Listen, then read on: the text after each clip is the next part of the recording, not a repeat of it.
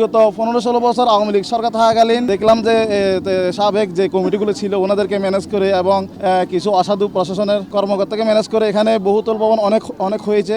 বর্তমানে আমাদের এলাকায় কিছু অসাধু রয়েছে ভূমিদস্যু, তারা আগে 15-16 বছর যেভাবে যে আওয়ামী ফ্যাসিস্ট স্টাইলে দখলদারিত্ব সেই সিন্ডিকেটকে ওনারা এখনও জিয়ে রেখেছে। 2011 সাল, 2017 সাল, 2019 সাল, 2021 সাল দায়িত্বে থাকা বিভিন্ন যে জেলা ত্রাণ পুনর্বাসনের মধ্যে যারা দায়িত্ব ছিল ওনারা বিভিন্ন নোটিশ জারি করে গেছে যে এখানে কোনো ধরনের বেচা বিক্রি বন্ধ এবং বহুতল ভবন নির্মাণ বন্ধ।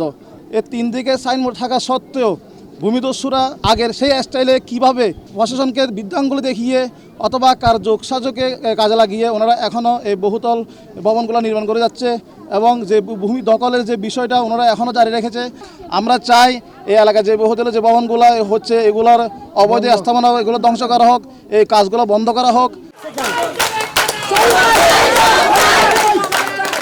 আজকে মানববন্ধন করতেছি দিয়ে আমরা 1966 ইংরেজির থেকে এই বার্মা কলোনি ত্রাণ ও পুনর্বাসন মন্ত্রণালয়ের জায়গার উপর আমরা বসবাস করিতেছি।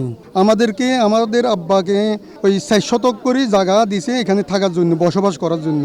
তো এখানে আমাদের ভাই বোন বেশি, তার জন্য আমরা ত্রাণ ও পুনর্বাসন মন্ত্রণালয়ের জানাইয়ে আমরা একটা ছাদ ঢালাই করি, উপরে একটা টিন সেট করে আমরা থাকি।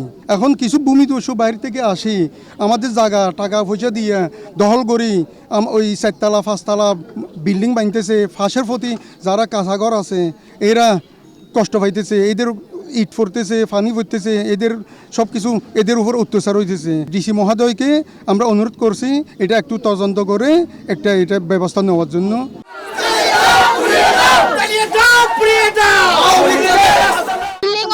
বিল্ডিং বান্ধে আমাদেরকে তুলি দেয়, বস্তি ভাঙ্গি দিব, বিল্ডিং করব, তা আমরা কোথায় যাবো?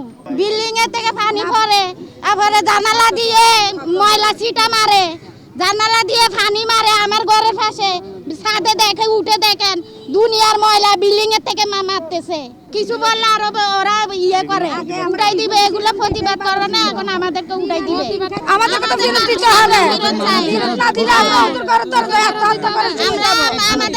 এই সবুজ আমাদের এলাকার একটা ছেলে গরিব দুঃখের পাশে দাঁড়ায়। সবুজকে কেন নিয়ে গেছে ঘুমের থেকে? কি অপরাধ? সন্ত্রাসীদেরকে অ্যারেস্ট করতে বলেন, আমাদেরকে যারা অত্যাচার করতেছে ওদেরকে অ্যারেস্ট করতে বলেন। ঘরে মেয়েরা স্কুলে যাইতে পারে না, ওরা যেমন ইচ্ছা তেমন করে। সবুজকে বিচার দিলে সবুজের ডাককে বলতো এরকম, এটা কি সবুজের অপরাধ? এগুলো আমাদের রিফিউজির জায়গা, আমরা আমাদের জামাইরা রাস্তা রাস্তা ঘুরতেছে আমাদেরকে নিয়ে, আমাদের বসত বাড়ি নাই, বাইরের মানুষ আইসা থাকতেছে। আজকে সবুজের কারণে আমরা দুটো ডাল ভাত খাইতেছি। বিনা দোষে সবুজকে নিয়ে যাইতেছে, আমাদের সবুজের মুক্তি চাই। আমরা সবুজের মুক্তি চাই।